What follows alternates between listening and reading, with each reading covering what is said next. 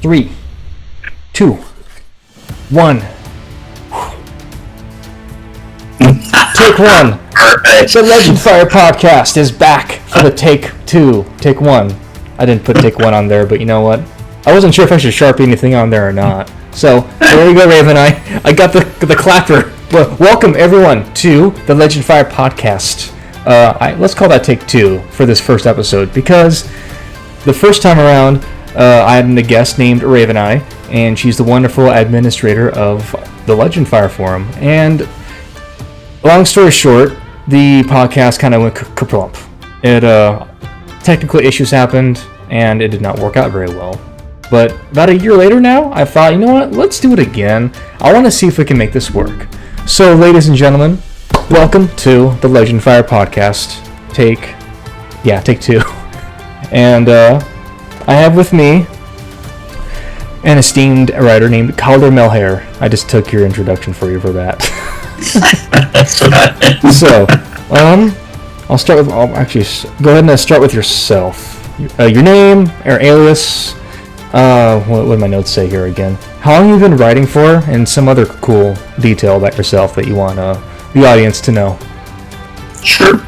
I am Caulder Melhaire, aka Finwork. I've been writing since I was about 9 years old. I've been writing well since I was about 20 years old. It's a cool fact I can give. I'm an aspiring pianist. Aspiring pianist, there you go. Classical music plus a nice piano and trying to get back into it. That's pretty cool. I like that. I think it's nice that some people will be doing writing, but also they're musicians too. Okay. Yeah, that's pretty cool. Not everyone has the drive to be a classical pianist. It takes a lot of hard work, so it does. I admire that. How long are you doing a pianist work for, or learning it for? It's been probably 7 years on and off. Okay. Because I don't always have access to a good piano, so. Well, there's the one behind you, probably a Roland, I'm guessing, behind you. Mm-hmm. Yeah, I think my roommate over here has a Roland as well, and those are commonly, compact electric pianos to use for that and different sounds. But cool, it's really good to know, and it's pretty sweet. So me, I don't mind giving out my alias or my real name. My name is Matthew, and you can also see my name on my YouTube channel. My full name is there anyways. On the LegendFire forums, and my tag on YouTube as well is HD Simplicity, which also happens to be what I used to play Xbox, Steam, and PS5 with. If you've seen me on there and I've beaten you at Halo, I'm sorry. But I'm not sorry. But I've been writing for a lot less time than Caulder has been. I started tinkering with the ideas in 2015, actually. I was taking a break from college. I had a lot of things going on in my life. I thought computer science isn't working out for me. At least then it wasn't working out. Thought, okay, my grades are better in creative writing classes. Let's try that. And then I decided to go into writing. About 6 months after that was October 2015. About 4 or 5 months later, actually, I was playing with some concepts that I think I still remember them, that became the novel I'm writing. So, almost 9 years spent creative writing, including that book, and a few other little things too.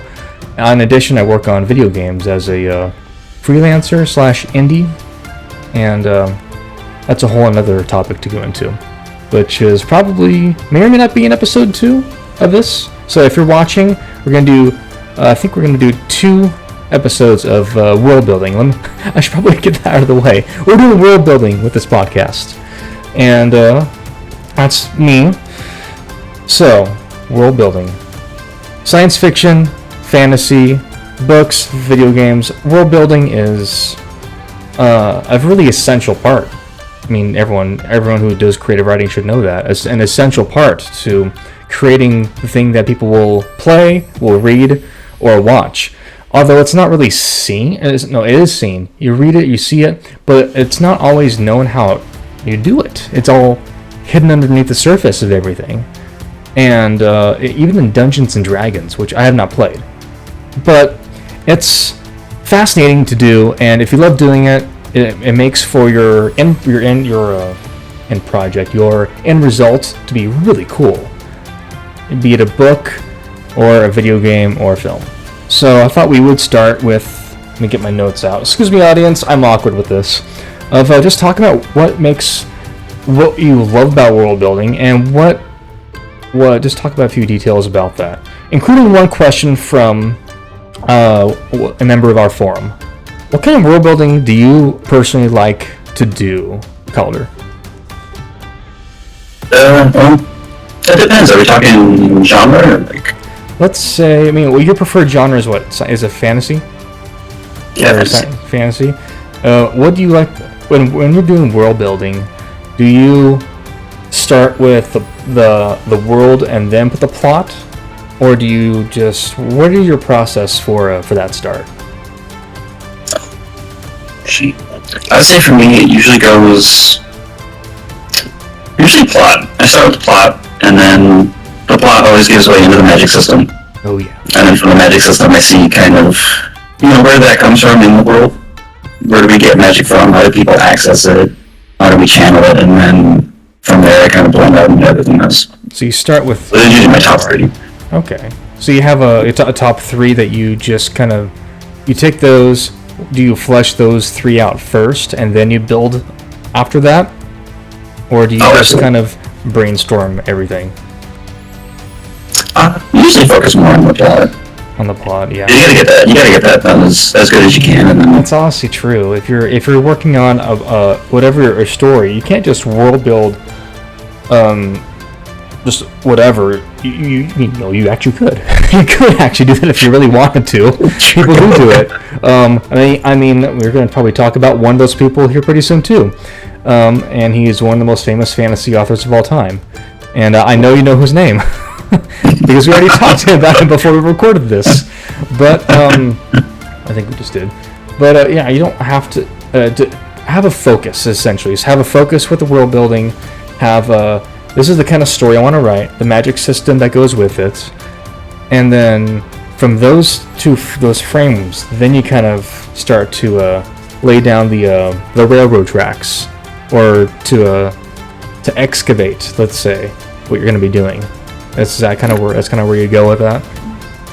Yeah, I think that works for me. And I would say, honestly, I think because I'm more partial to making a cool magic system, but I think it depends on really whatever attribute of world building stands out to you the most. Like whatever's going to be the most critical for the story or the most fun for you as a writer. Like take that, develop it first, and then branch out from there and you get that stuff. You start with the critical stuff. Otherwise, you're kind of meandering a lot. And that's probably a pretty big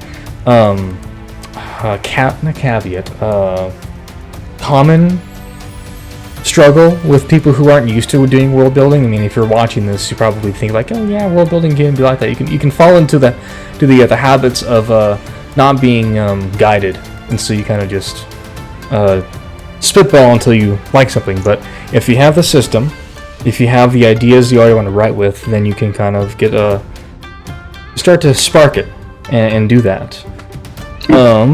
What was the question I had? If I'm leaning over awkwardly, guys, it's because I'm looking at my notebook. I should just probably unfold this right now. Do that. So do you tie world building into character development? Is that a big deal? Yes, absolutely. That's something I've only recently gotten good at. Yeah, it's hard. That was kind of what I thought you would say anyways. But how do you... what's an example of you tying world building into character development? Let's see. I think for me, we'll see about this earlier, but the best way I can summarize it, at least the way I approach it, is that you have the characters kind of shaping the plot, because, they're kind of chiseling it out of the stone that you set into the way that it's kind of, we're going to see it in the story. Yeah. But ultimately, the world is kind of what ends up shaping the characters. Because if you think about it, everything we do in real life is ultimately defined by the world that we live in.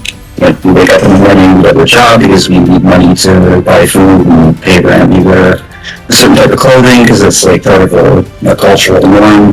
There's places we can't go because they're maybe not accessible to us. There's things we can't do because of laws, and it's like all of that and so much more ends up kind of guiding us into our set of morals and like the things that we're willing to do, the things that we want to do, and maybe even the things that we are willing to fight for. And I think that's kind of the best place to tie it into your characters, just by showing all of that through the characters and the stuff that they do and the reasons why. Yeah. Like what defines them, what drives them to go on this quest, what's influencing the decisions that they make along the way, or why would they even, this journey can get you killed, like why are you going to say yes to go on it? Well, it's because of something in the world that was influenced them in the way that they did not. That definitely is a lot more thought than I put into my own world building. Then again, I'm not as seasoned as a writer as you are, and that's okay. I mean, as I work on the book, my science fiction novel, I'm basically doing character development and world building at the exact same time as I revise this, and that's not a good idea. But I've already written the draft. It's sitting on my shelf behind me, but as I'm going through it on my PC, I'm like, okay, I like this setting. I want to write about it in this sentence, this description. Oh wait, now the character has to say this. What does that mean with the character arc? And I literally concurrently do them at the same time, and I'm like, that's not what I should be doing. But I'm kind of too far into this to restart. I could just pause and then do those things that you're saying, is like figure out the culture, the cultural norms, what they can get access to, like if there's construction blocking their way, or if it's what parts of society they can get into. Maybe I can just pause and do a little bit of investigating with that, which will then add to the characters I have. But that's actually a good idea. Well, the notes that I kind of wrote down for myself was, I think it has to do with the character, where the character is standing, walking, sitting. Do you need to explain all the stuff that they're doing? I mean, maybe, or just leave some of it to the imagination. What else did I have with that answer? Is that world building could also be more making observations, right? Like the character makes observations about the world, so internal dialogue could then bring that a little bit out, right? Do you do any of that? Absolutely. I think POV honestly can be a great way to do it, because you can. It's a way to kind of, because your characters are going to react in ways that are natural to them.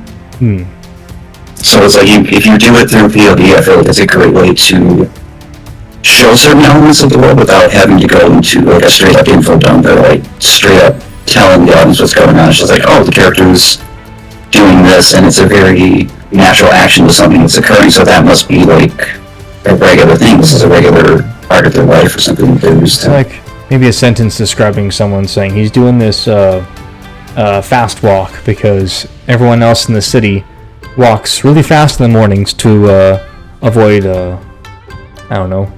pedestrian congestion. It's a weird way to put it. I mean, just thought about that just off the top of my head, but it's something.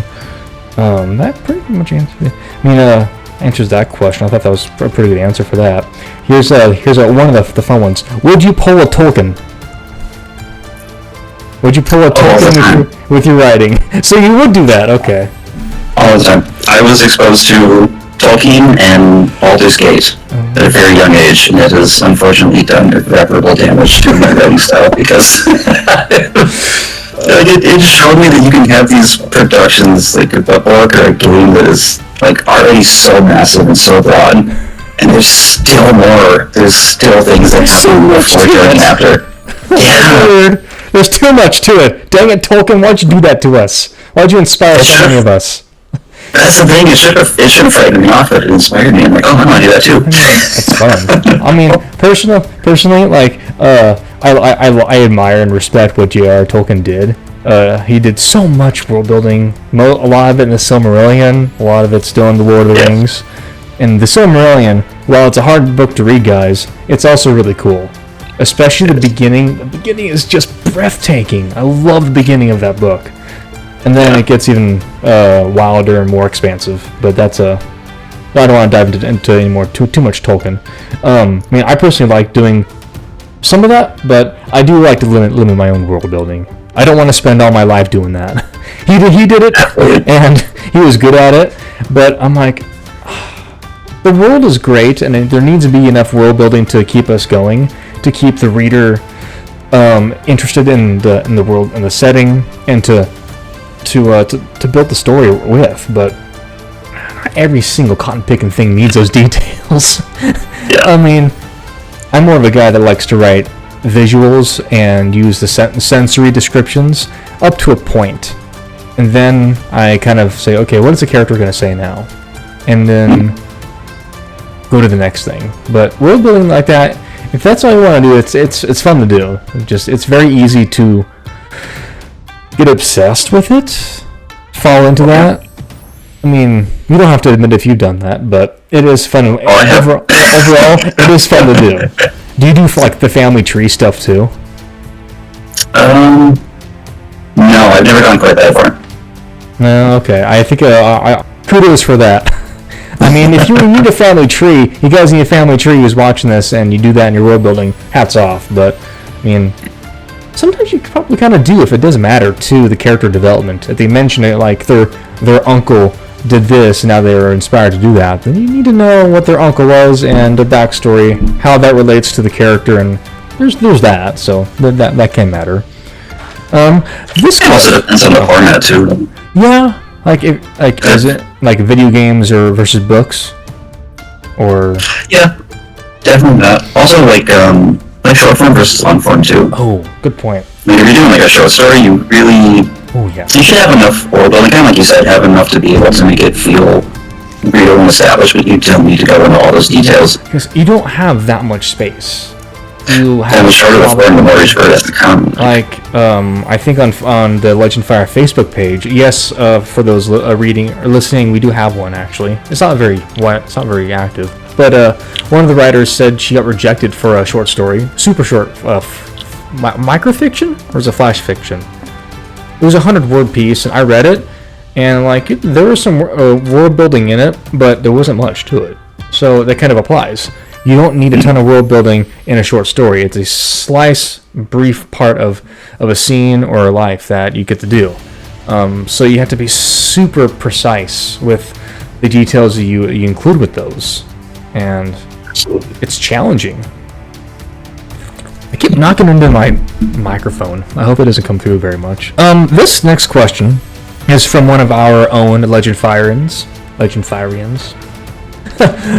just mispronounced that. From a Scintilla Mainton. I hope I pronounced that name right. She asks, do you do anything psychologically to immerse yourself into your setting? And does it help? Yes, absolutely. I think I saw this question, and she had asked, she had mentioned using pranks. They did pranks on each other. That, I know. I have that as my note too. Yeah, she says, like, is there things you do systematically, or what did my notes say? That what do you eat on a day-by-day basis, or what is something kind of just unique where you do a prank on someone, and that's what's cool for that setting in that world. Yeah, are those things something you enjoy doing? Playing pranks on your characters? I think pranks are a fantastic way to do it. Oh, that's great. I've been watching a lot of this anime Dr. Stone recently, and it's made me realize just how much of human ingenuity probably was just people effing around with stuff to see, like, hey, what happens if I do this? What happens if I do that? And I think it's such a cool way to get, like, to play with the boundaries of the world and the things that you've established, and be like, well, what if I did this? What if I used this in, this weird way? Isn't that what Da Vinci did? He just kind of experimented, and then he came up with all these cool things, and maybe the Romans also did that too, and the Romans are famous for their engineering feats. Maybe they decided, how did this work? Let's do it. And then they decided to take over a whole city doing that. Yep. For better or for worse. Let's see, like, for example,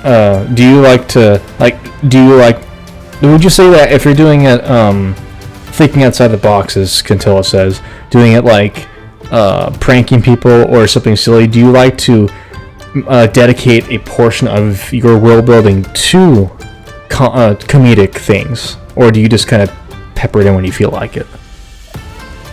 For me, it's probably mostly incidental. Like I had, what you do, yeah. In one of my stories, I had these little, they were just like fire rocks, like a tiny little piece of gravel, and they fill it up with magical energy, and then they use it like those little fire starter pucks. So when it sparks, it releases it and starts a fire. Nice. And I thought, okay, well, so we've got this. So we've got some kind of like thermodynamic laws in this universe. Okay. And like maybe they don't understand that, they don't know what friction is, but surely someone has to have dropped one of these, said, hey, that made a bang and a boosh when it happened. And now we've got firecrackers. Or gravity is going off it. Yeah, you have to have your Isaac Newton character in there somewhere to discover these things. Yeah. That's pretty cool, actually. I never done that myself, but I like the idea, the image of the whole thing just dropping a fire thing, boom, blows up. Like, oh, that was cool. Now what happens when I throw it at something? Or what happens when I like set a tree on fire? Maybe we'll burn the whole thing down. Or where's that? Let's see. I suppose on kind of a related note, medicine is another really great way to do it. Okay, like the kind of healthcare system, maybe the illnesses that are in a world can give. That's one detail of world building for sure. I mean, I'm not sure that would. I don't think that is special to one format of storytelling. It doesn't matter if it's a movie, video game, book, short story. It can. One little reference can say something. In the first chapter of my novel that I revised, my roommate gave me an idea that I did add into it. My main character, after an action scene in the first chapter, the first few pages, then she's at home and she's reading a digital holo magazine on her couch in her house that is like Irish something medicine version 2. I forget the exact name of it, but it's because it's foreshadowing something with her mom and how it ties into the plot. I'm like, I want to have her this cool device that she opens up on her, I think it's on her wrist, and it brings up this holographic screen, and she's reading a journal on this kind of medicine or this kind of like healthcare treatment. I'm like, I wonder if people are going to notice that. Now that I've said that, they will. Well, that's the thing too, is like once you start getting into the degree of medical knowledge that they have, you're also kind of getting into implications about how much they may or may not know. You can get kind of a general sense of technology, but also like maybe they're making up myths and legends about things that affect the body, and then we're getting into like. I never thought about that. This is why I'm talking to you, because I never thought about these things. But I wish the two guests, Raven and I and Alitario, were here with us right now. But I'm sure they'll be with us on another one, which is the plan is that as a spoiler alert, we're gonna have a couple other guests, hopefully in 2 other topics down the road here, and we're looking forward to having them join us. Do you often use? I'll probably ask 2 more short questions before we start to wrap this one up, and then, or this episode up, and then, do you often use realistic world building? That's like it's plausible. It can be branching off our own, or do you like to go kind of bonkers off the rails?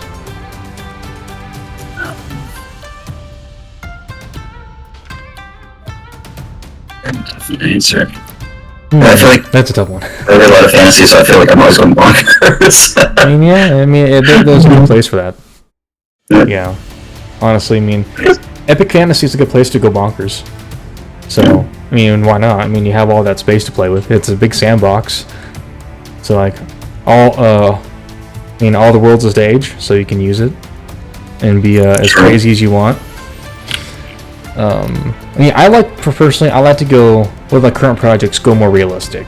For science fiction, I personally like to steer more like, well, it kind of seems plausible, and then once I think it seems like it could happen in the next like 400 years, then start to create my own unique elements of that I don't think we will have or have right now.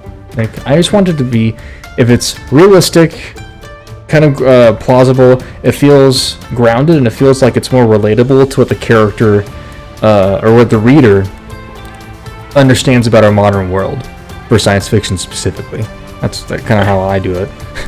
I wanted to bring this up earlier, is that I have there's a chapter where I put in a small practical joke, in a pretty, I would say, serious scene where my book's main character, Alexis, and her squad are going to try to turn on a grav lift to go up into an orbital elevator, or an orbital station's elevator. They're kind of grav lift, and then a separation to the a space station.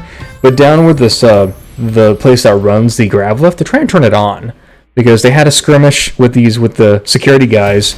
Now they're trying to turn it on. Like, how does this thing work? So her older brother toggles a switch, and he's like, "Ooh, here's my opportunity," and then he like drops to the ground and like, ah, and then it makes him like scared for a second, like it's like like he's electrocuting them all, or he's just like stunning them all with like something silly.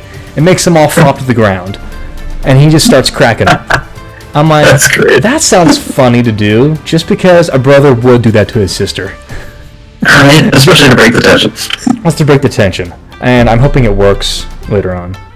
One more little thing for this one is, I wanted to briefly go over to video games. I think we talked a lot about pros for a majority of this, and that's great, which is also in video games too. What video games have great world building for you? In the audience, you can also answer that too. Heck, you can even respond to any of these other questions that you might think about in the comment section. But for Caulder, what games have cool world building to you that inspire you? I have always been in love with the Elder Scrolls cosmology. Oh yeah. The concept of like extra planes as planets and things hanging in the sky is so cool. Okay, I didn't know that. I've read a tiny bit about the Elder Scrolls lore, tiny bit, but it's pretty impressive. I mean, Oblivion and Skyrim are such fantastic games for world building alone. They're so interesting. There's that. Any other ones? There's one I want you to say. I'm waiting for you to say it. I got three. I'm saving that one for last. The second one, I'm gonna say Silent Hill. Okay, I haven't played Silent Hill.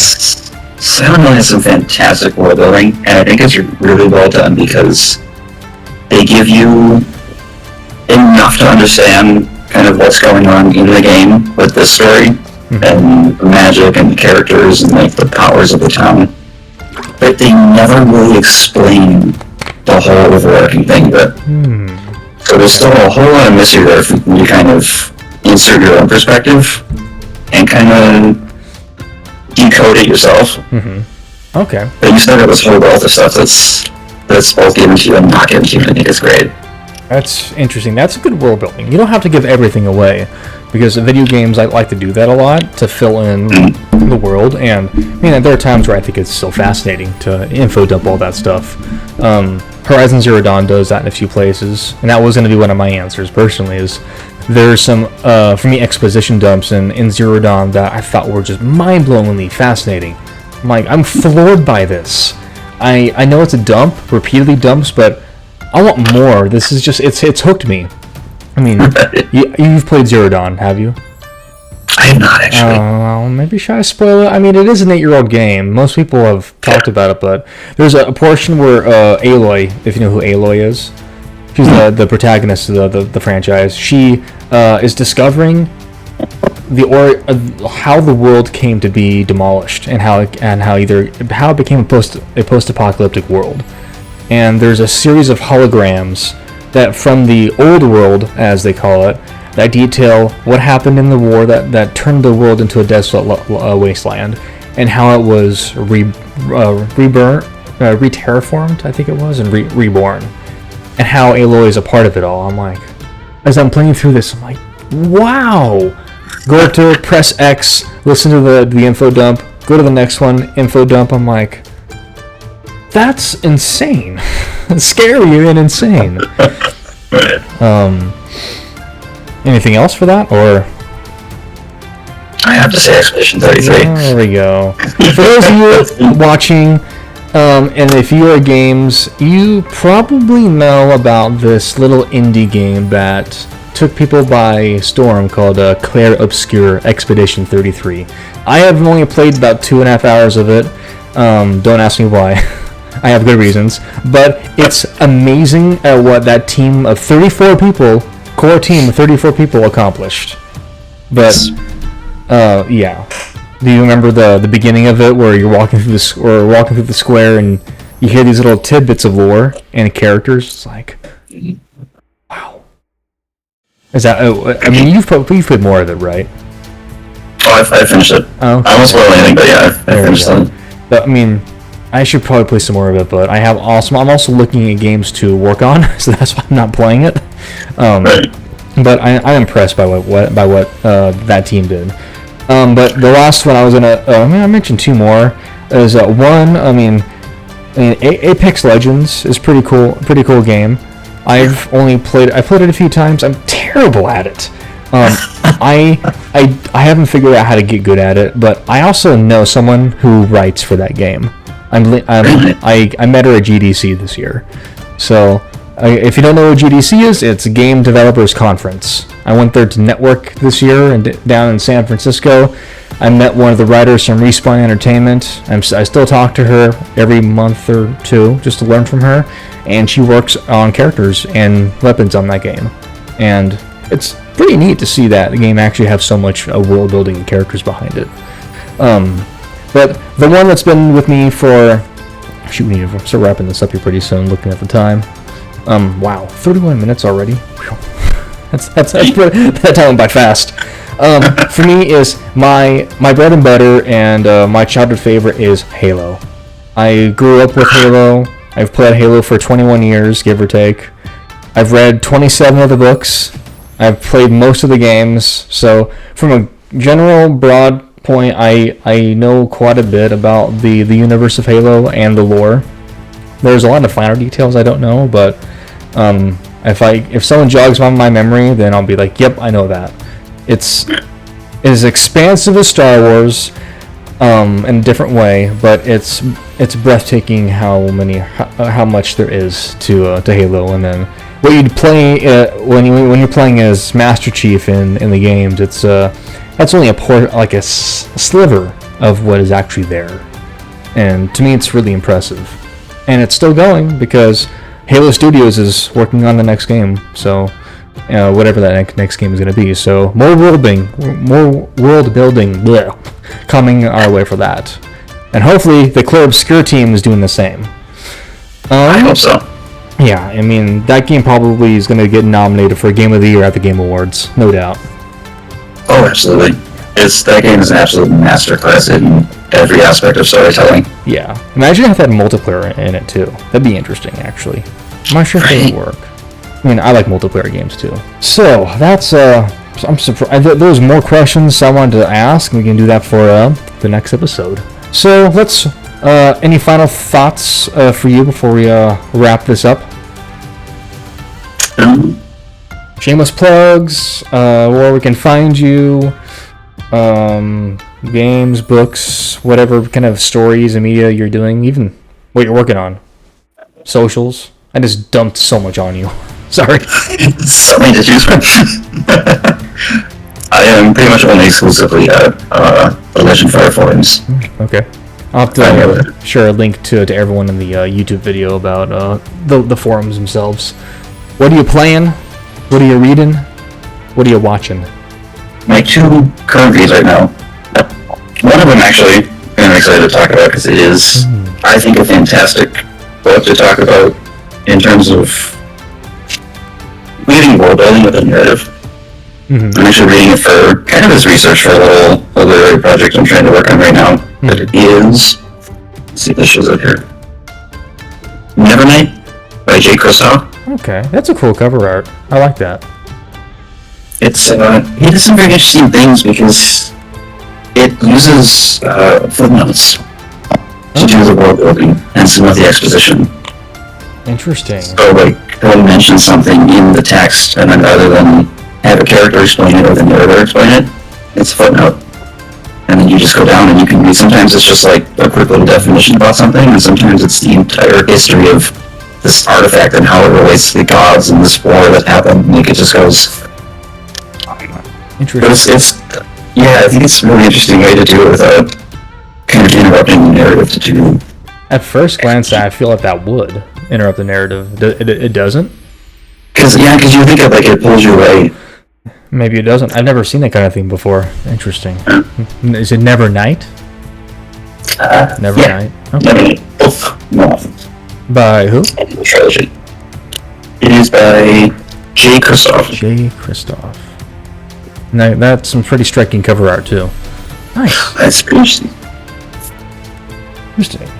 So, and then, alright, and then, cool to know. For me, I'm doing developmental revisions on my military science fiction / space opera novel called Project Alexis. It's named after my main character.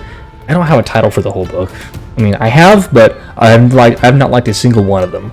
So, I don't even know what I'm going to be titling it. But I'm nearly halfway done with developmental revisions on that book. And I love how it's shaping up.